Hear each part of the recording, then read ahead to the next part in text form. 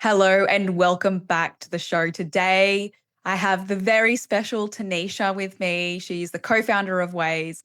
We are jumping on this call, I guess podcast recording actually, which is on a call, but we're jumping on today to talk about the WHAES event. If you don't know what that is, it is the Women's Health and Exercise Summit, the virtual summit that we are planning. We have got so much going on in the background, and we just want to share with you all the ins and outs of the days. We've got 2 days so that you can gauge a little bit about what's going to be happening. So when registration's open, you know exactly what to expect, what you're in for, and you can be just as excited about this event as we are. So welcome, Tanisha. Hello, thank you. I'm very excited to be chatting about all the things that we've been getting up to behind the scenes for the past 6 or so months, maybe. I can't even remember when we started. I don't remember either, but it's been a long time. Like 2 years, not that long. Tanisha, let's just start off by, I think we've already done an episode together a while ago about the mentorship, but let's have a chat about, let's tell them how we met. Well, I pretty much had this email drafted because I wanted to reach out to Courtney and be like, hey, can you be my mentor? Because I think you're really cool and I really like all the things that you post about on your Instagram and I wanted to know more. So I pretty much reached out to you and then you started your mentorship the following year. Yeah. How we met. I And actually started it because of you. thanks. You can thank me all. It's all from Tanisha. And we've just been, I guess we're like we're friends now. Well, we actually only met in November last year Yeah, in person in in person. Melbourne. Yes, that's Yeah, right. we did. And I was like, oh my gosh, you are like a little bit different in person, but the same. Same, but different. It was actually such an awkward meeting though. Like, I mean, it was fine, but I was like nervous. I was like, what if she's like so different? But it's like when you picked me up from the train, it was like I seen you, but I hadn't seen you in person, but I'd seen you. So it was weird because I was like, oh, you're that tall? I know. Short. I think I thought the same about you. And I was like, oh, I don't know what I was expecting, but I just feel like I was expecting something different. But it was so good. We met in person then. And then I came up to Brisbane to see you. When was that? April. That would have been like April. April to do some ways planning and a little photos, which you were pregnant at the time and now you have your little baby. So we've been through a transition period during this whole planning as well, which you are doing amazing at, might I add. Yes, I know. It is a very big change, but it's exciting and it's fun. And it has just also helped me develop my exercise physiology skills even more because I have all the mum behind the scenes information and experience now. She's like so passionate about postnatal care now. Not beforehand though. Like, oh, I don't really resonate with mums, but now I do. Been through it all. Yeah, which is very, very cool. So if there is a crying baby in the background of this podcast episode at any point in time, that is Apologise. why. Excuse we're just making this work. And then I don't know when we really thought about starting WHAES, the Women's Health and Exercise Summit, but it kind of just naturally, I guess, came to fruition through our conversations, I guess. Yeah, well, I had this vision for a summit of some sort for a long time. And I had looked at planning something in person and then was just like, oh my gosh, no. Like, we're going to talk about why it's not in person. But then I think we were just chatting and I was like, let's do this. Like, do you want to do it together? And you were basically like, sign me up. I can't remember if I was pregnant or not that time, actually. So it was No, sometime you last year. weren't because we planned the date and you were like, so about the date, I'm actually going to Oh, have a that's baby by right. then. That's right, because we're going to have it in July this year. And I was like, actually, I'm going to be having a baby then. Yeah, that's right. So the date in November is actually also because of Tanisha. No, we're very, very excited. We want to talk all about it because we're just pumped. This is taking a lot of effort, more than we expected, which we're so fine, really. But it's just a lot of behind the scenes stuff has been quite challenging with a few different things.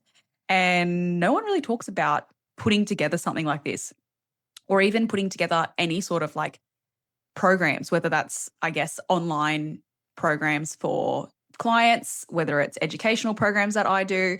I feel like you don't really get the the actual workload until you're doing it, and no one really tells you And about there's it. So we're kind of highlighting always a little bit of that here. So if you're inspired to do something after this, you can already understand the challenges. and there's always so many, like, behind the scenes working parts that have to happen all at once as well. So Yeah. And this is our first time doing it. And I feel like things pop up where you're like, oh, I need something for that. That's right. That needs to have an email with it. And then I'm like, Tanisha, get onto the emails. So good. But anyway, we're very, very excited. So let's talk about why we actually started this. Like, why did we develop or create Ways? Do you want to take the rein? of course. Well, I think that we collaborated on this and thought that we would want to deliver beyond just like your normal generic clinical professional development, actually, educate and provide education from a wide variety of people to deliver different topics that go, like I said, beyond the surface level with professional development to actually equip clinicians with skills that you don't learn at uni or you might not learn in your workplace to be able to give them the confidence and the skill set that they're possibly searching for. Um, and we just want to be able to give people the skills that they need to be able to help women across the world. Yeah. In a nutshell, I agree. I think I would like to add to that to say my business is very much a virtual business in a sense of clinical work.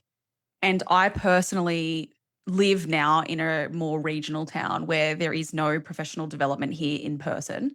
So everything is actually online if you wanted to do something, or you have to travel really far. And the reason why the summit is virtual is for that same reason, because running the mentorship for me has also opened my eyes to how many clinicians there are in other remote regional areas that cannot access in person education workshops. And if they do want to do that, it actually is so much work to get to the major city. Accommodation is involved. They've got to pay for flights. They've got to take time off work. Then hope that the education is actually worth all of that and they gain something from it. So that was another really big reason why I just felt like there was a bit of a missing piece to online education that wasn't really like a commitment to a course or a long-term program. That wasn't also just a webinar delivery, which I feel like is the other option for us, but is something a little bit more exciting than just your average, like, oh, I just do this for my PD points or because I need to learn about this particular topic. So that is another reason why the virtual, I guess, component to the event is here. And to also continue with what Tanisha said about not this, your average PD, the summit is actually quite hard to dive super deep into the topics because we've got 8 people presenting 8 different topics in a 1 day, well, 1.5 day event. So the topics have actually been designed to be super specific about things that you may not have thought about in regard to that particular topic itself. So it isn't just a like pelvic floor health for women type topic, which we've seen quite a lot of education on, but it's a little bit more specific about I don't want to give too much away, but they're very specific topics about certain points so that it gives you a little bit more of I want to say like a More in depth different, perspective. yeah, like a different perspective or just walk away feeling a bit more like, I've never thought about it like that before. Would you agree? Yes. And I think that's sometimes the missing link when it comes to professional development is you kind of learn about what is the pelvic floor, what are the muscles of the pelvic floor, what does the pelvic floor do? And then you leave the, webinar and you go, but how do I teach them to downtrain? How do I teach them to retrain their core canister? And you don't always Mm, get those skills that actually you can implement straight away with your next client. yes, 100%, which is the idea behind the summit was that it was very practical. We wanted it to be like, what can we do tomorrow that's easy to implement, maybe just the way you do something, maybe it's additions to what you're already doing, maybe it's certain cueing that you're using. So each speaker will be presenting on their topic and then giving the practical application side of it, which we wanted to be more of the highlight than, I guess, the theory, you would Mm. say. Like there's quite a bit of theory, but mostly for the importance of the practical component. And also us as exercise physiologists, that's how I guess we help our clients as well, is with all the practical stuff and being able to go, okay, I learnt this. Okay, now I'll try and implement it straight away with that client rather than trying to relay all the theory and go, how do I implement that then? Yeah, exactly. 100%. And I think it just boils down to the overall goal for both of us was to we really want exercise physiologists to be the go-to clinicians for women's health, or one of them at least, that is seen as super relevant and important in healthcare for clients. And so that requires really great reputation among clinicians and being able to get results, which ultimately boils down to how well educated they are and what the skill depth is. So we want to change that. So that's, I guess, the underlying goal, really. And that kind of comes back to, I guess, your podcast the other week where you're talking about that skill set layering. Yes, 100%. 100%. We're very passionate about that. So that was, I guess, the overall purpose of why we've put this into a summit. We want it to be like one and a half, I keep saying one, but it's 1.5 days of solid, fun, quirky, a little bit different type education. So yeah, I'm excited. Me too. So let's talk a little bit about the structure of the weekend because it is, like I keep saying, 1.5 days. Do you want to give a bit more of an outline of what each day looks like, Tanisha? So we thought we would just do a Saturday. And then Courtney was like, okay, let's make it 1.5 days and let's present. Courtney and I do a presentation. Oh, So, yeah, we weren't even on the list. yes, we weren't even on the list. And then we're like, okay, we better do some presentation too. So, we're going to be talking on the Friday afternoon. And then we're going to have a networking night. Yes. So, which we're very excited about that, different games. And then hopefully you'll feel really inspired then for the next day, Saturday, where we'll be opening the day with some fun Pilates. And then Yes, movement, because we have a we full, hate a summit where you sit the whole time and do nothing. we need to move. And then we have a full day of then 6 presenters on the Saturday with plenty of Q&A time in between and also a few other fun things that we've got planned as well. Yes, exciting. So let's touch a little bit on the networking night too, because that's a really another important part that we wanted to bring to the summit was the ability to connect. So when you go to an in-person conference, you get to meet and greet people. And I can honestly say that half the time that is actually the purpose of these conferences. It's a little bit hard to do that online, but Tanisha and I have been thinking about this and planning it a little bit, but we wanted to have the ability for you to actually connect. So we've got a couple of different ways, jokes. I love that. I just thought that was so funny. It was such a joke. Sorry. Cool. That expect humor like this the whole weekend. No, we wanted a different, we've got a different couple of different, I can't even say it now, couple of different ways of you to actually connect with other clinicians because there's nothing worse that if you're, I know I was like this and Tanisha was the same or still is, we both are. We work alone, so we don't have another colleague to ask questions to. Most of the time we're the women's health guru, I guess, in our own workplace. Tanisha works within a gym, so there's other staff there who might ask questions about women's health. So it's sometimes quite isolating, and it's nice to be able to reach out to people who have done similar training to you or who are passionate about it just as you or know a little bit more about certain topics that you can actually get help from. So there is a networking and community component to the event for that reason, so that there is opportunity for you to actually meet and connect with people within the industry. So the Friday night is about that. It is like, I mean, you don't have to come to the networking thing if you really don't want to, but it is part of it. You can jump online. The benefit is you can be in your pajamas because it's on Zoom, or you can be dressed nicely. That's up to you. But we have a couple of things planned for that. So that is what the evening is actually for. It is more of like an actual event evening time rather than part of the presentations, I guess you would say. Yeah, just like an extra added bit of fun that we thought that you could actually interact with other attendees as you would, like you said, if you were to go to an actual in-person summit. Yeah, yeah, 100%. So yeah, and then like we've said, we've got the full day on the Saturday of the events with a couple of things in between that you'll find out more a little bit about when we actually open the event, I guess. So let's talk a little bit about, I guess, I've got like some notes here that I wanted to address because I'm like, there's so much to talk about. But at Mm. the same time, I also don't want to give too much away because I want you to feel excited when it opens. The suspense. This is, yeah, exactly. So we've talked a little bit about why we've done this. We've talked about the barriers to in-person, I guess, summits and conferences. We've talked a little bit about the networking in the community, but maybe we'll share just the speakers. Do you want to speak? Do you want to? Should we share them? Yes, yes. Because it did take us probably the longest time to like nail this and get the like perfect list of like, okay, this is who we want to speak, and these are roughly the topics that we want to delve in to be able to provide the summit. Yes, we wanted diversity in the topics. Mm. Obviously, it's women's health, but also like the different areas, but also the people presenting and what they did for their own work. So I am also very passionate about doing things a little bit differently, especially when it comes to your career, because there's nothing worse than being in a job that you hate. Like, I think that's the worst feeling in the world.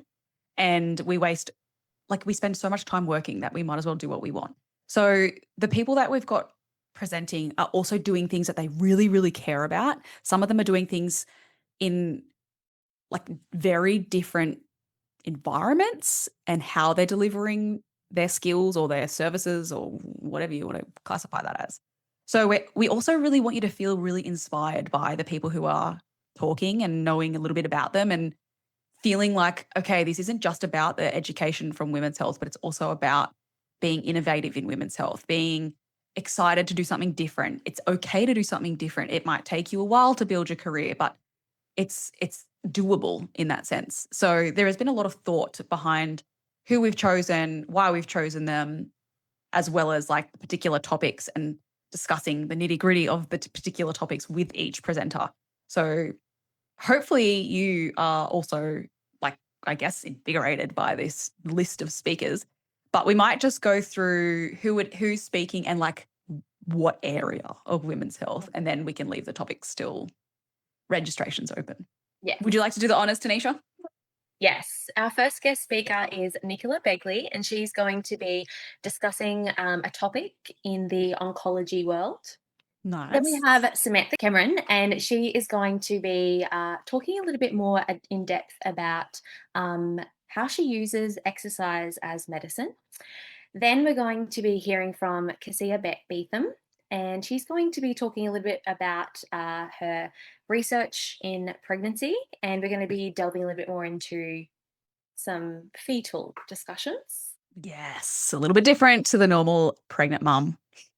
Then Meredith Woolsey is going to be talking all about her inclusive healthcare and eating disorders. Then we have Rachel Tidy, and she's going to be talking about the women's mental health space and how she works as an exercise physiologist within a hospital. And then we have Kathy Bolson, who's going to be talking about menopause, but not just what is menopause and how we use exercise to treat menopause symptoms, but she's going to be delving a little bit more deeper than just your overview of menopause, which I'm excited about because all of these topics that the presenters are delivering is nothing that you've ever seen before. Yeah. And then you are Oh, presenting, yeah. and so am I. Very important. I'm going to be presenting about prolapse, and then Court is going to be talking about her favorite topic, Pelvic pelvic floor. floor, but not just what is the pelvic floor. She's going to be talking a little bit more in depth about pelvic floor for every dysfunction, and I'm excited to hear her different perspective because every time I hear Courtney talk about the pelvic floor, I learn something new every single time. Like when you presented in November last year, it was just so good to hear you talk about that side of pelvic floor compared to when you spoke about when we actually learned about the pelvic floor in the mentorship. So I'm excited. Me too. I would like to also say that's a very valid point, is that sometimes hearing things in a different way from a different purpose or a different person sparks new thoughts about the same topics that you already think you know a lot about. So like you've already done the mentorship. We've been talking for what, 4 years now? Mhm. Yeah. I've been like talking about pelvic floor and still there was things that you've learned. So there's always space to learn. The other exciting thing is that now every one of the speakers has actually been on the podcast. So if you aren't sure about who they are and what they do and whether or not you want to listen to them, you can go back to the episodes with them as guest speakers and hear a little bit more about them and hear their passion for what they do and get excited about their particular topic. So feel free to scour through the podcast and stalk away, shall we say. We will be releasing obviously more information about each topic, what you will learn and take away from each presentation as the event approaches. But that just gives you a little bit of a, I guess it's just a little bit of a tease about what's coming.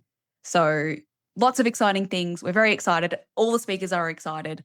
This is the very first time. So we are not really sure what to expect, all of us, because I mean, we have expectations, but we are also a bit unsure about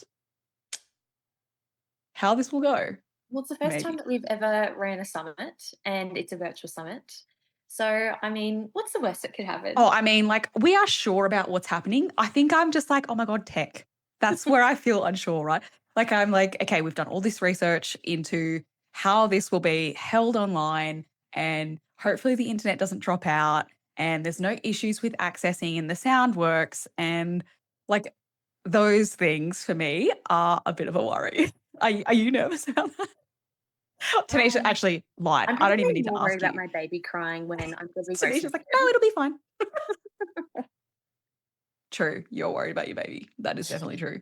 So, yeah, the behind the scenes stuff inside of the tech is where I feel like, you know, hopefully this works. It will. It will work. But we've had to do a lot of research into platforms and how this works and have backup plans and everything. So, we are, I guess, we're prepared. We just Very, don't know. So, very. just putting that out there now. If you're also trying to do something for the first time and you feel these vibes, you can see where we're coming from because it is scary doing something for the first time that you've never done to a big group of people. I feel like some people listening to this would have presented to groups of communities where it's their first time presenting and they're freaking out about something and whether they do a good job.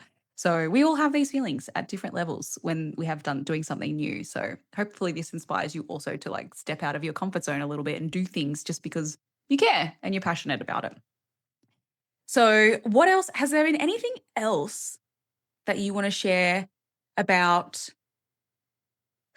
I guess, behind the scenes? Um, Probably just how much goes into running a summit when it comes to sponsorship. I guess it also comes into, keeping in contact with all of the speakers and making sure Yeah. that everyone feels up to date. Um, I mean, even if it was an in-person event, I feel like there'd be some level of, always constant communication. I mean, we're constantly messaging. Yeah. So it's probably just, but also like I value and love to be communication is key. But I think it's probably just like behind the scenes, all the communication and how important that is just to kind of ensure that the day is so seamless. Yeah, 100%. I also think it's really hard. Like, we have this vision and we've spoken about it so many times. And then all of a sudden, you're just inviting someone to be part of this event in whatever role that looks like for them. And then they ask you a question and you're like, oh, wow, I just didn't explain that very well. Because, like, you know what you're doing and you have all these little things pieced together, but the person on the other end doesn't. And it's those little tiny things that you think, oh, okay, so not everyone's knows all the nitty-gritty details like what we do. And I mean, I'm sure that you probably feel the same when I bring up something to you and you do it to me. And I'm like, oh yeah, I didn't even think about that. Yeah, like ticket sales and just all the nitty gritty with ticket sales. Yeah, just that. Or like landing pages, all of that, getting photos from everyone, who people are. Like, it's actually quite a lot of work. And I can't even imagine what this would be like for like a really big, I mean, they've probably got more than two people, these massive events, but they probably have teams of people. But I have seen a couple events lately that have come out from different industries where they've had like so much going on. And I think, oh my God, I can't even imagine. Like, did they start planning that like 6 years ago? Because Oh. this is a lot of work. Anyway, that's a little bit about behind the scenes. I'm sure there's going to be plenty more because we're getting up to the real crux of the event with making sure it all comes together and opening things and hoping all links work and things like that.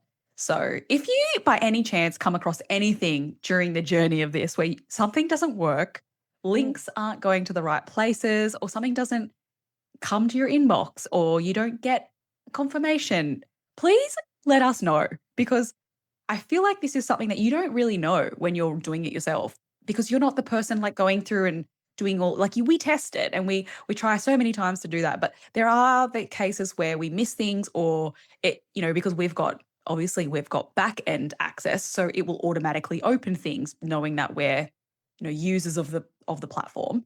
So it is so incredibly helpful when someone says, "Hey, I've received emails like this before. Hey, Courtney, just did this. Just wanted to let you know this link didn't work, or I didn't get this confirmation, or I don't have access to this." And I'm like, "Oh my gosh, thank you for telling me, because I don't know that's not working." So if that is you, feel free to reach out and let us know, and we will happily fix it and not be like, "Oh, this is annoying," and not tell us, because these things are hard to actually pick up on, being like, testing everything a million times from the back end. Am I right? Yes. Yes. And especially when there's so many different elements and aspects to the event, it's kind of like we have to wear all the hats all the time. And Yeah. so, I mean, like that's of course what is going to happen when you're running a summit.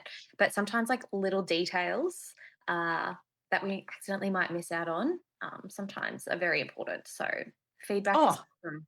yes, 100%. And it's also stuff that we're learning as we go, right? This isn't stuff, and both of us have done before. I've never ever done events, and I don't think you have. But doesn't So it make you think what it would have actually been like if we were to do an in person? I don't know if it would have been harder, you know? yeah, I don't know. Like, I feel like it may have made more sense because you would be collaborating with venues, right? Like, that was the one thing that actually probably really stopped me, was like, I cannot imagine having to pick a venue that has accommodation access, easy access for transport for people to like fly into a state, or like even just like enough seating. Like, how do you pay for something like that up front if you have never done this event and don't have funding for it? Like, all those little things, but they would have an event planner, and the event planner would say, "Oh, you need to do XYZ." And we would go, "Oh, sweet. Thanks for the tip." But Whereas like, then what if they wouldn't have it like up to our level of standard? You know what I mean? true. Like, Or they're like, "Oh, sorry, you can't do that." And we're like, "Oh, yeah, we've just planned our whole event based on that." yeah. Sorry, this Yeah, is why it's 100%. virtual.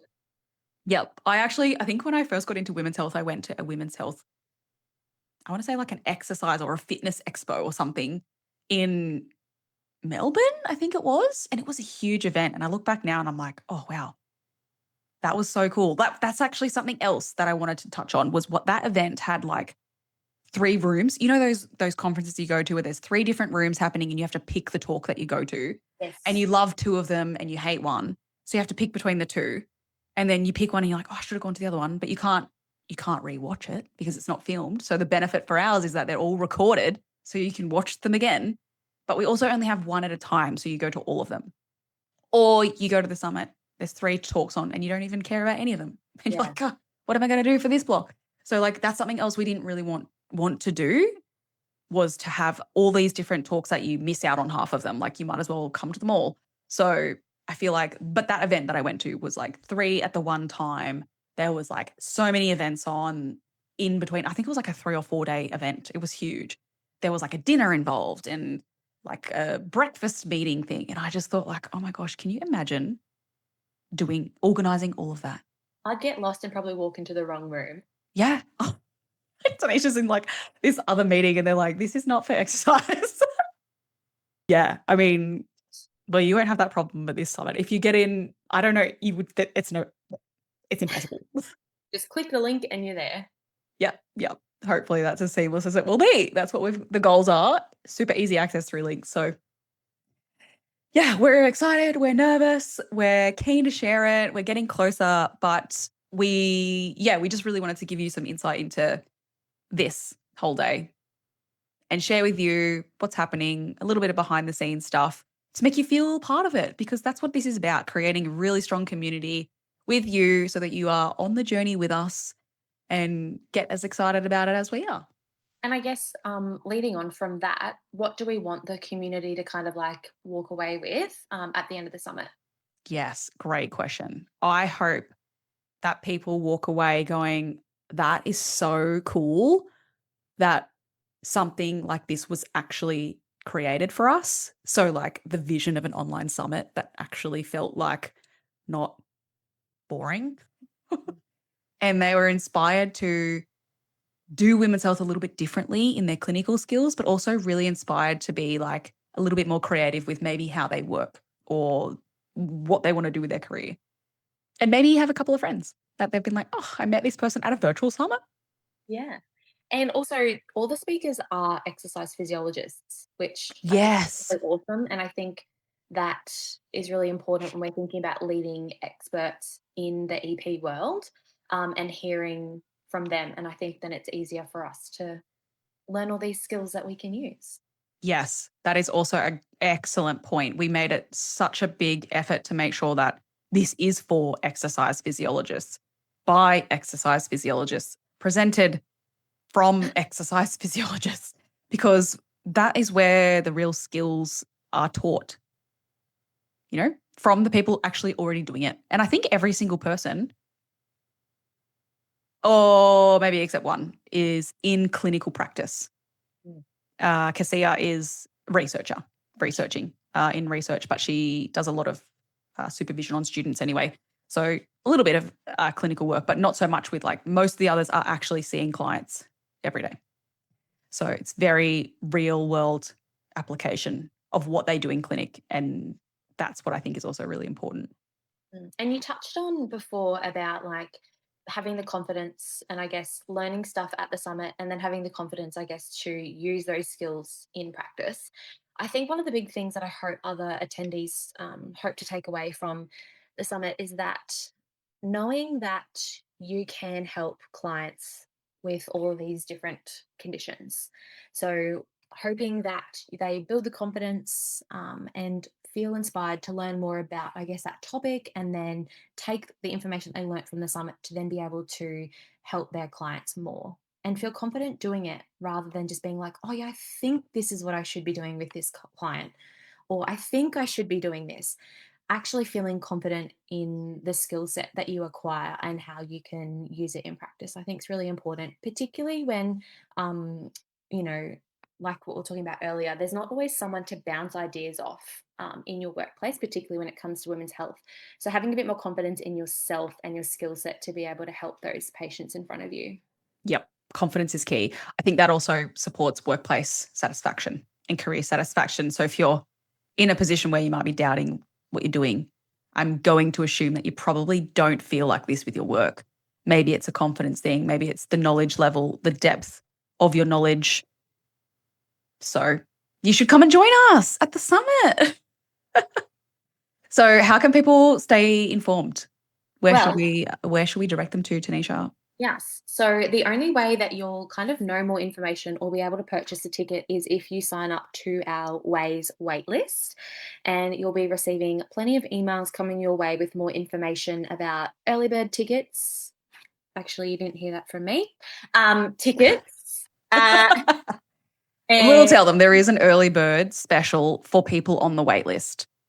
And this is because there are limited tickets. Anyone who's super motivated, you get early bird access to purchase them at a discounted rate for a week only. That is it. So after that, we will then open to the public yes. if there are tickets left. So join up to the waitlist and you'll be able to, I guess, learn a little bit more about what's to come your way and how to purchase your tickets and just all the exciting things that is going to be happening on the 7th and 8th of November. Yes, exactly. I don't even think we've mentioned that date until now. Luckily, things randomly pop in my head and then I just say them. Yeah, good. I'm glad you did because otherwise people are like, when is this? We've said November, but not the actual dates. But anyway, yes, join the waitlist. The link will be in the show notes for this episode. So you can join that if you haven't already. Everything will be opening on the waitlist first. So for a whole week, you'll get access to registrations, tickets.